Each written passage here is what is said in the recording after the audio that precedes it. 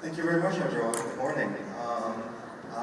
Again, my name is Remington. I'm one of the founding partners at Fenbushi Capital. Fenbushi was actually launched 4 years ago right at this conference, the first Washington conference in 2015, as the first blockchain-focused VC out of Asia. And I'm very honored today to be moderating this very distinguished panel of some of the most notable venture capitalists and investors from around the world. I think for those of you who were here yesterday afternoon, there was a panel discussion from some of the leading blockchain-focused and crypto-focused investors and thought leaders from around the world. And it'll be interesting this morning to kind of see what the contrast is, because here we have seen that some of the leading investors from China, from Korea, from the US, to see how traditional venture capitalists and traditional investors can view the space and what they think the future trends of investment in the space are. So without further ado, I'd like to ask each of my panelists to first give a self-introduction, as well as share with the audience when you started looking at investing in blockchain and the crypto space. Probably start with Duane. Thank you. Good morning. My name is Duane Kuang. 中文是矿字篇哈。I'm with Qiming Venture. Qiming is a China-based venture capital firm. We manage about $4 billion US, half of which is in healthcare, half of which is in TMT. We do have a separate US healthcare fund. We primarily invest in China, so I've met some of the entrepreneurs here who came from other geographies, but were interested in technologies in other markets. We mostly invest in Greater China. In terms of what Qiming invests, we've done quite a bit in tech, in AIs and AI-enabled finance and fintechs and so on and so forth. But with regard to blockchain specifically, we've started looking at blockchain as a firm probably about 3 years ago, 2-3 years ago.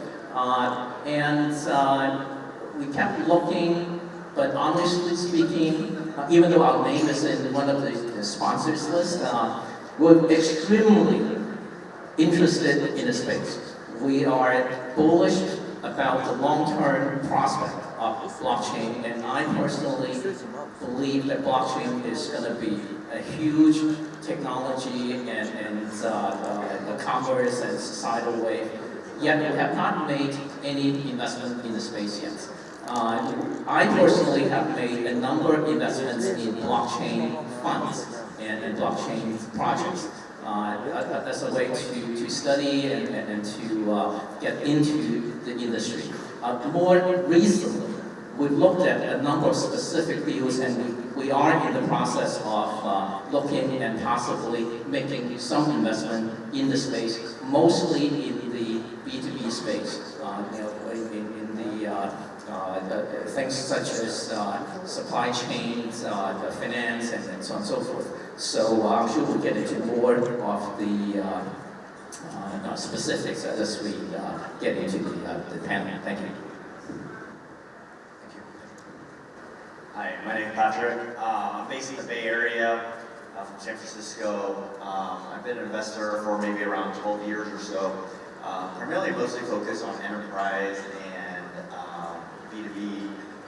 Originally started my career looking at security, and eventually transitioned into more of a decentralized approach, looking at areas such as edge computing and of course blockchain. Part of a group called Samsung NEXT Ventures. Samsung has multiple different venture arms, but we're we like to think of the early stage venture group that focuses purely on C to Series B. All deep tech investments in software and services. So we don't do anything like hardware related, unless the hardware is kind of a commodity hardware that's used as distribution. And for blockchain, our group, we've been investing in the space since 2014. One of our first investments was a company called Filament that was more focused on decentralized IoT. But then over the years, we've made a few different investments. Our thesis is kind of seeing blockchain as another like decentralized cloud stack where we have infrastructure layer, a platform layer, and an application layer. But we, as deep tech investors, are more interested in kind of like the infrastructure and platform layer. But personally, been investing in this space since 2012. Hello everyone, my name is Kim from Korea Investment Partners. As you can tell from the name, I'm from Korea. My headquarters is in Seoul, Korea, and our AUM is about $2.7 billion, making it one of the large VC/PE company in Korea. We have offices actually around the world, like Shanghai, we have offices here, Beijing, Chengdu, Palo Alto, Singapore. We're about to set up more offices, maybe in India and maybe in Israel in the future. And out of about $350 million that we invest every year, we invest about 1/3 outside of Korea, in China, US, Southeast Asia, North America, and Israel. We are 100% owned by a holding company, which is one of the top 3 financial institutes in Korea. And we are among like the 6-7 major subsidiary companies, including the securities company, which is one of the top securities company in Korea, us. There's also Kakao Bank, you know about Kakao, right? And they have a banking license, and it's actually turned profitable after 3 years of operation. And we used to hold 58% of Kakao Bank. Now I think it's about 30%, but the largest shareholder is Kakao. And, you know, asset management and savings bank and so on. I personally been trading Bitcoin and Ethereum from 2016 to 2017. And ever since then, I've been a great enthusiast in this technology and in this space. As a company, I think our first investment was made back in late 2016 or beginning of 2017 when we invested in Corbit, which used to be number 2 exchange in Korea. Actually, we've already exited. It was bought by a big gaming company called Nexon. We had a pretty good return on that investment. The other investments that we did was Bitdom, which used to be number 1, now it's number 1 Summit. And a couple of blockchain projects where we structured it in such a way that we are investing in equity, but we have the exposure to crypto by having options so that the company sells the crypto and pay back to us. So we have exposure to crypto. And a few other companies that I invested which has exposure, business itself, has exposure to crypto. For instance, eToro is a multi-asset trading platform. And after they launched the crypto product, the revenue went up like 4 times. And the other investment that I made was Simplex, which is like a payment solution to buy crypto. So it's dealing with very high fraud verticals for credit card payments. That's about it. Nice to meet you all. Hi, good morning, good to be here. My name is Nick Grossman from Union Square Ventures. We're a venture capital firm based in New York City. Founded in 2003, the early days were investing in internet applications and infrastructure, so we were the early investors in Twitter, Etsy, Lending Club, infrastructure companies like MongoDB and Twilio and Cloudflare. And we saw Bitcoin emerging and believed that blockchains and crypto assets were going to be an important next generation of computing and finance, and made our first investment back in 2012, 2013 in Coinbase, which is the largest exchange in the US, and have since seeded and backed a number of crypto investment funds like Polychain and Multicoin and others, and have made early stage investments in blockchain and crypto asset projects such as Filecoin, IPFS, Blockstack, Algorand, CryptoKitties, and a bunch of others. So we're active in the space. We're sort of early to it from the sense of being traditional venture capital fund, We still invest broadly across the internet applications and infrastructure space, but blockchain and crypto assets are a core focus of ours. Thank you, everyone. I think, as you can see, each of our panelists today comes from very distinguished investment firms in each region. Qiming is one of the most successful, most influential ones in China. Korean Investment Partners, one of the largest in Korea, Unisware in the US, and Samsung, of course. And these are guys that have been, their decades of experience precedes even the whole entire blockchain industry. So it's one of the first questions that I'd like to kind of ask each of you is, as a sort of more traditional investor, have you experienced challenges into sort of adapting and investing to the industry? I mean, to a certain extent, there are startups where you could invest in equity and invest in sort of more in the traditional way as well. But especially with the emergence of crypto as an asset class and other investment opportunities, what sorts of challenges may you have faced when viewing this industry and thinking about how to gain exposure to it?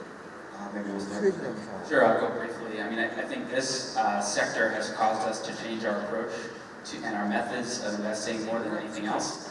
In the old days, you buy equity early stage, you hold it for 5 to 10 years, then you sell it and you're done.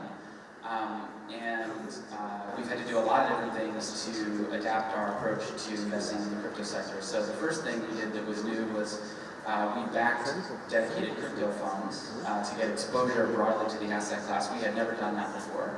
That was new. And then I think the other really big change is that crypto projects are at the same time, especially new ones, early stage startups and also public companies. So you have an early product, you launch it, and then you have an asset that is traded on global markets. And so that is a lot to sort of wrap your head around as an investor and also as a project. And then the other thing is that for these projects to be successful, they have to not just be the efforts of a single company, but the efforts of a broader ecosystem and a community. And so I think the companies have had to adjust to that, the projects have had to adjust to that, and we as investors are also playing more of an active role in the public markets and in the broader community around all these projects, as opposed to the more traditional role of just being board members of a private company. So that's just the beginnings of the new stuff, but I do think this area is really stretching the definitions of a venture fund. So this means, in addition to sort of traditional venture investing, you're almost becoming a fund of funds, a hedge fund, a venture fund, all kind of the same. Yeah, and I think a lot of venture funds are working their way towards all of it, or through all of this, and there's degrees of how far you can go. And so some venture funds are opening up more of their own trading operations, registering as an investment advisor, being able to be more flexible in what they do outside of the VC model.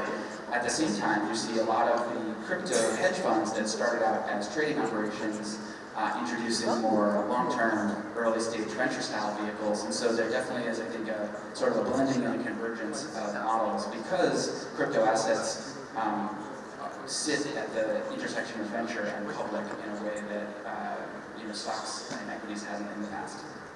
Yeah, and Minky, I mean, we were chatting yesterday, and you mentioned also that there are some challenges regarding maybe the flow of capital towards investing in potentially sort of overseas token projects and so forth. What kinds of challenges have you faced?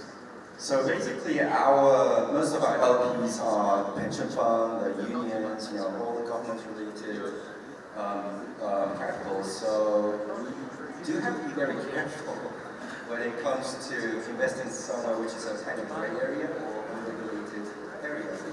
So the government doesn't really like us investing in ICO, so we tend not to do that. So most of our investments was done in equity. There was one exception when we tried to do an ICO, which was Telegram last year. And we really wanted to make a deal, because we already invested in Kakao in a very early stage. And we know the power of these message platforms. And at 200 million MAU, I think the valuation would be much more than the valuation of the Telegram ICO that took place, which is at 1.9 billion, according to some of the peers that have been acquired at a price of the NAV multiple of such that the valuation of the company should be, what, 8 billion, 9 billion. And we already experienced it with investing in Kakao. So we really wanted to invest in Telegram, but we weren't able to invest because the Korean bank won't allow the money going out of Korea to invest in ICOs. And we didn't want to risk our reputation. We knew it will be a good investment. It will be a very profitable investment, but we were just not able to do it. And that's one of the examples that the regulation-wise, we had some problems with such a case. So, I mean, everybody always often talks about when bigger institutional money will come into the space and so forth. And it sounds like some of the traditional institutions are still facing some of these barriers from regulators, capital controls and capital flows. They want to participate, but there are other sort of restrictions that they have to face. And actually, also, Duane, you also mentioned earlier that you've been looking at the space for a long time and have invested personally, but institutionally you haven't as well. Is it due to similar problems as Nick, you mentioned in terms of being difficult to work with LPs and regulators in terms of investing? Not so much so. I think our main hesitation for a long time was, a lot of it was actually discussed in this very forum. And that is, some of the early blockchain projects didn't really have a strong use case. And I enjoyed the Web 3.0 discussion hugely yesterday, where some of the discussions were around, aside from the initial philosophies and the idealistic notion for what blockchains and crypto can achieve. Does it really have a compelling use case? Our users, especially while we're investing in China only, are Chinese consumers or enterprises really looking to blockchain to either solve a problem or to improve efficiency, provide additional services, and so on? And I was very impressed by the keynote this morning by, I think it was Mr. Rotola, who comes from a more traditional industry point of view on how blockchain is transforming some of the real economies. And more, we are seeing that in China as well. And I think that's why we are bullish in the future, and we didn't participate in any of the ICOs and so on and so forth. While there were regulatory hurdles, I think the main hurdle for us to pull the trigger was primarily, do we see a compelling business case for some of these projects that we see in China? Now, gradually we are seeing, while the regulatory regime in China is very tight, especially vis-a-vis coin issuance and ICOs and so on. But the technology is being adopted more and more in cases where, as I mentioned earlier, in supply chain lending, where people could use some of their receivables and then chop it up into finer pieces for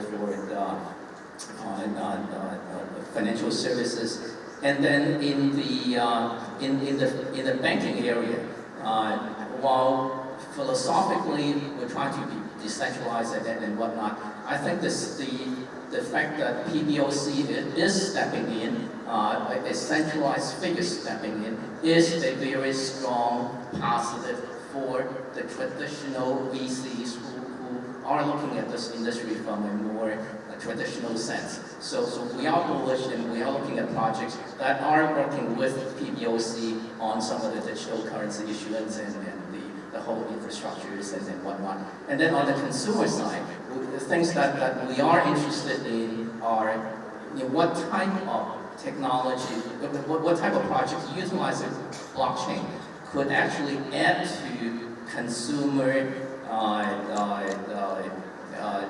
willingness to use the product, rather than, because privacies and so on and so forth in China, here the notion is rather weak.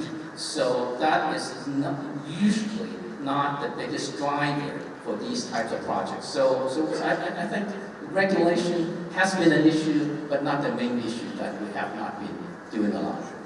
Okay, so primarily it still comes back to the business case, and I think as traditional investors who have been through several bubbles, the internet bubble, including the ICO bubble just a couple of years ago, I think that it shows some discipline in order to ensure that we're not going after the hype, but actually at the end of the day, there needs to be some fundamentals and business case to it. And Patrick, I mean, you're investing on when we're talking about industrial applications and business cases, as an investor kind of representing the interests of Samsung as well, as very important to you as well, in order to sort of invest in projects that have not just a business case, but maybe strategic alignment with the parent company as well. It's really interesting because when we look at blockchain, we look at it more from the application where it could potentially change the world, and that's why we're very bullish on it as an investment fund. But the one thing that we like to separate from our group and other maybe like traditional CVCs or corporate venture groups is because we are an early stage venture team. When you invest in companies around like the seed stage or seed to Series B, anything can kind of happen to companies. So one of the things that we like to do is make sure that when we make an investment that this company does not need Samsung's help or doesn't need Samsung to make it into a big company. And therefore, you want to make sure that you look at a good company in terms of business life. But then the second layer that we look into is this opportunity something that Samsung as a company can help, and also can that company help Samsung too. But when we make investments, we don't look at it in terms of strategic only lens. But with that being said, blockchain has a lot of applications that is extremely beneficial to Samsung. And as you can see, it took us a long period of time to integrate a Samsung wallet and a key store onto devices. So on every single S10, Note 10, and future devices for foreseeable future already has a built-in blockchain wallet and key store. And this is something that we're trying to put out to the masses to make it into like an everyday consumer kind of thing. And from that, there's so many different applications that could be helpful. But I guess one thing to look at is for Samsung is they like to differentiate themselves from the Googles and the Apples and the Facebooks, where we don't want to keep user data. We want to try to create a decentralized kind of democratized ecosystem where the power is more towards the end user. So blockchain kind of really aligns with that, and because we make money through just selling devices, and everyone else monetizes on this data. So the natural step is maybe you guys own your own data, and you guys own your own identity, and many different things. So there's lots of different opportunities that Samsung is thinking about that we can't really talk about here, but it's pretty exciting, and blockchain is very, very aligned with what kind of Samsung's DNA is. Thanks. So I think that, talking about how blockchain is disrupting business models and sort of forcing companies like Samsung to rethink about what their role is in self devices versus engineering and so forth, I want to go back to a point that Nick was mentioning earlier, which is the evolving role of VCs. Not only are we becoming funds of funds and hedge funds and sort of registered investment advisors and so forth. But also notably, I mean, Union Square Ventures right now is one of the founding members of the Libra Association. And essentially, you're not just a VC anymore, you're one of the governing body of essentially the monetary system in some ways. And I'd like to kind of just put this question out to the panel, and feel free to debate this. Are our jobs, like all of us on stage here, we're all VCs, are our jobs under threat? Are our jobs being disrupted? And in the next conference 5 years from now, will there still be VCs in the space up here in the panel? Well, I certainly think there's a new skill set emerging. And governance, participating in governance has always been part of the job of a VC, traditionally on a corporate board. And now governance takes on a whole other meaning, right? So to the extent that blockchains secure assets that matter in the world, whether it's Bitcoin or Ethereum or anything else, the systems that manage those assets are really the basis of their value. And so every new system that gets launched, there is always going to be a focus on governance. And there's this constant tension between hard security and adaptability and the ability to change and react to the market and react to circumstances. And so I think there will be a variety of different kinds of digital assets that have different security models, different capabilities and affordances, and different governance systems. I think investors are going to participate in that to a degree, but I think we're used to being a minority voice on the board, and we'll continue to be a minority voice in whatever communities that we participate in. And how about the rest of you? Do you guys think that our roles and our jobs as VCs will be changing going forward? Yeah, I'm happy to hop on that. And it kind of answers the question that we talked about earlier, is just, how it affected, like all the regulation, how it kind of affected VCs, changing from, being traditionally investing in equity and becoming fund of fund, kind of almost becoming a little bit of hedge fund. Especially, it really affects someone like myself in a CVC, because, even though, we're investors, it's a lot harder for someone like Samsung to start doing token investments. And how do we adapt to the quickly changing time? And especially if Samsung's trying to be blockchain friendly, and but then all at the same time very safe and very conservative. Because with a lot of the regulatory bodies, Samsung can't do a lot of things. So for example, like our team, we can't go outright and buy a token because if, for example, Samsung ends up supporting a specific token on their wallet, and they make that announcement, most tokens are traded very speculatively. So, if Samsung makes an announcement that they're supporting a token, the prices shoot up, and that will give Samsung a major scrutiny. So just we play it super safe, and we don't touch any of that kind of tokens involvement at the moment. But for us, how do we stay relevant if it becomes something that's much more the norm, I guess. I was briefly add one more thing, which is I think the role of the VC, early stage VC, is definitely changing, but there is one thing that is consistent and constant, which is to be a long-term patient partner. Because crypto projects become public so quickly, they immediately become at the mercy of the liquid market. And so I think there is a lot of value for investors who work closely with communities and are there for the long term to support it. And I think that is a VC-oriented role that will continue to be important, even as other things change in the space. Not just in blockchain, but just generally speaking in investment, there's a blurring of domains like PE, VC, crypto funds, private, and public.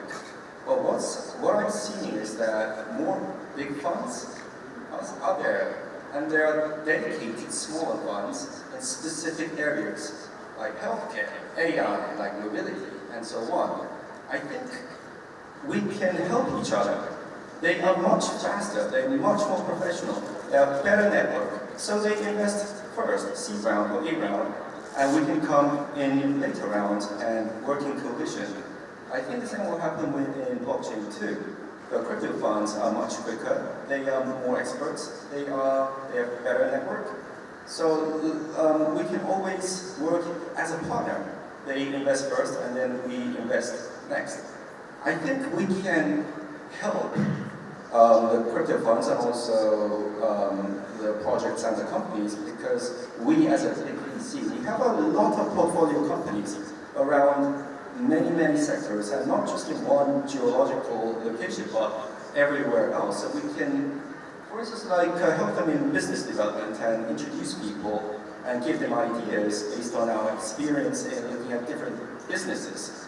And we can always help each other, I think. We can be very good partners, I think. So to pick up on that point, right, in terms as each of your institutions are looking at across a wide array of sectors and technologies, and as Vince mentioned, I'm thinking about adoption of in use cases like blockchain in a city, we're looking at how blockchain will interact with IoT, with autonomous driving, automation, and so forth. When we're talking about adoption and future trends in the industry, how big of a role does convergence of sort of all these different deep tech or emerging technologies play in sort of mainstream adoption of blockchain and crypto technology? And what are some of the more exciting areas that you guys are thinking about? Maybe Convergence is certainly important. We spend quite a bit of time looking at edge technologies, edge AIs, and AI in finance, and so on and so forth. And we've made a number of investments. The traction is really good. And in talking to many of these entrepreneurs, blockchain as a technology ingredient comes up quite a bit. So as the financial industry becomes more and more digitized,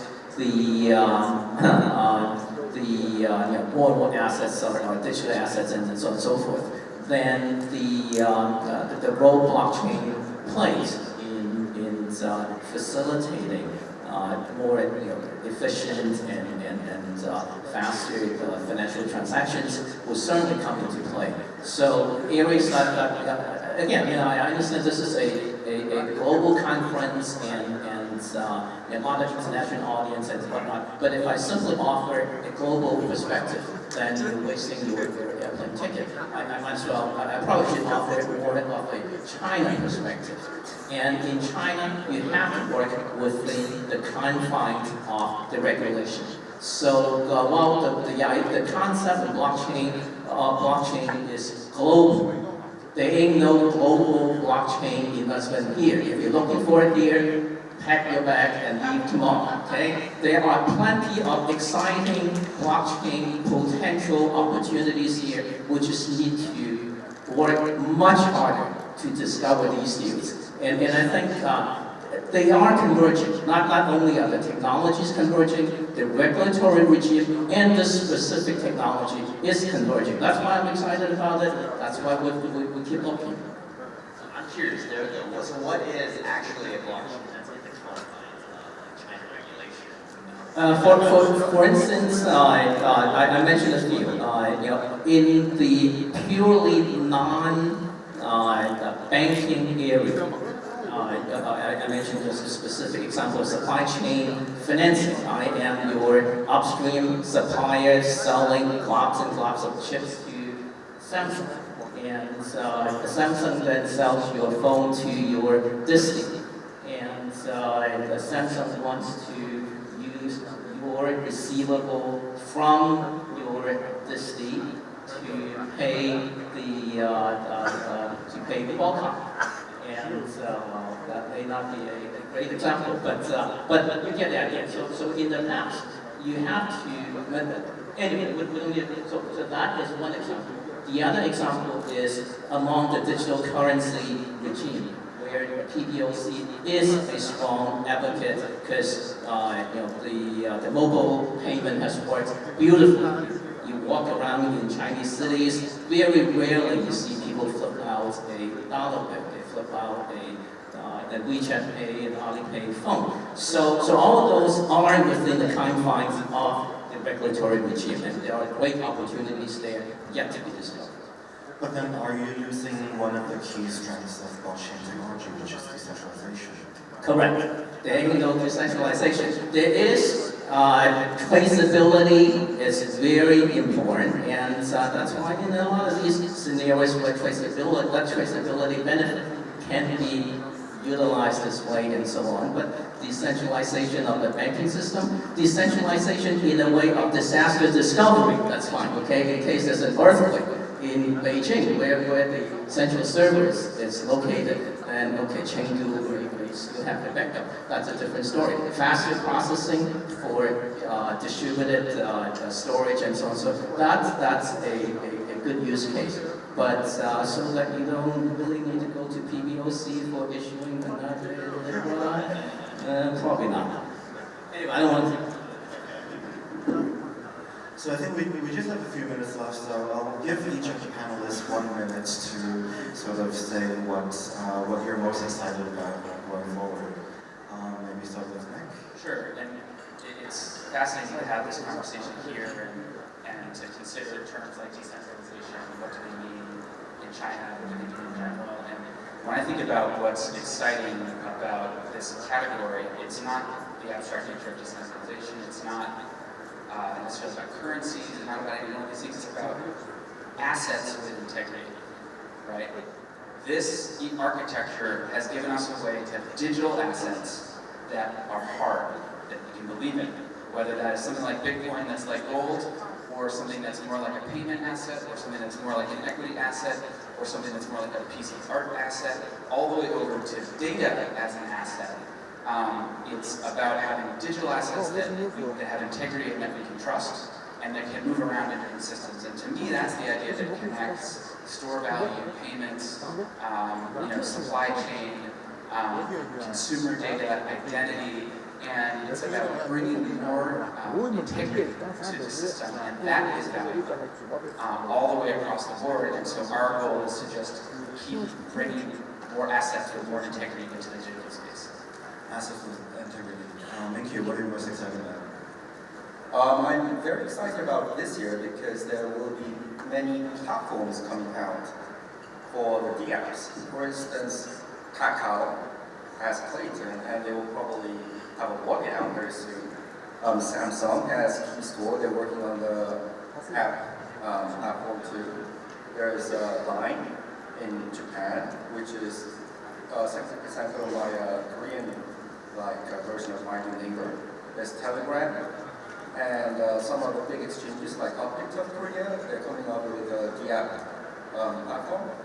So just like in Play Store and App Store, what we experience in the mobile era, I think that can facilitate more services and real use cases for the people, maybe it's gaming or some other applications, but I think it will be a driver to accelerate the adoption of more use cases.